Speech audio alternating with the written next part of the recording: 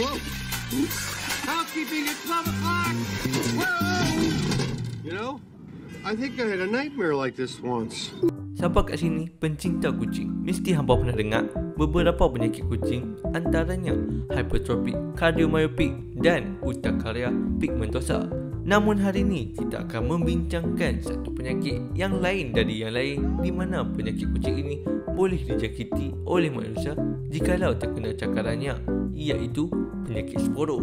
Sebelum itu, jangan lupa untuk subscribe channel KMN Box untuk dapatkan lagi info-info yang menarik. Apa itu penyakit sporo? Penyakit sporo atau penyakit sporochosis merupakan jangkitan kulit disebabkan oleh kulat Sporotrich sketchy. Kulat ini boleh dijumpai kat duri, jerami, ranting dan tanah.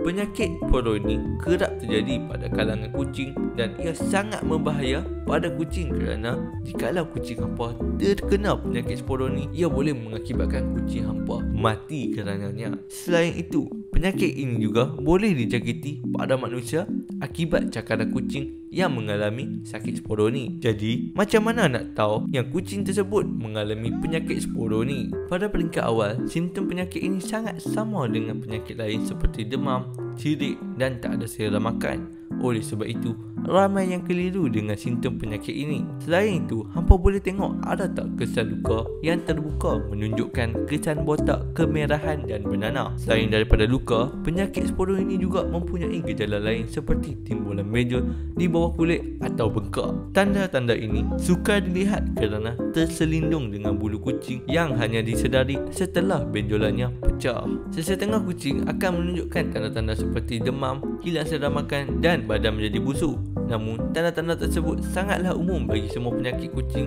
Oleh itu, kalau kucing hampa ada tanda-tanda ini, dapatkanlah rawatan dengan segera. Hampa tahu tak, sporo ni selain kucing, haiwan lain pun ada juga yang boleh menghidap penyakit sporo ini. Namun, kucinglah yang paling kerap kena penyakit ni. Hal ini kerana sifat semula jadi kucing yang sangat suka buat aktiviti lasak, kerap berkeliaran. Oleh itu, ini mungkin menyebabkan kulitnya tercedera dan kalau luka itu terkena objek yang kebetulan ada fungus sporo, ia akan hinggap pada luka dan berlakulah jangkitan. Merawat kucing yang terkena sporo ni perlukan pemerhatian yang teliti kerana penyakit sporo ini bersifat zoonosis, di mana penyakit ini boleh menjangkiti manusia. Jadi, bertindak segera dengan membawa kucing itu ke veteriner.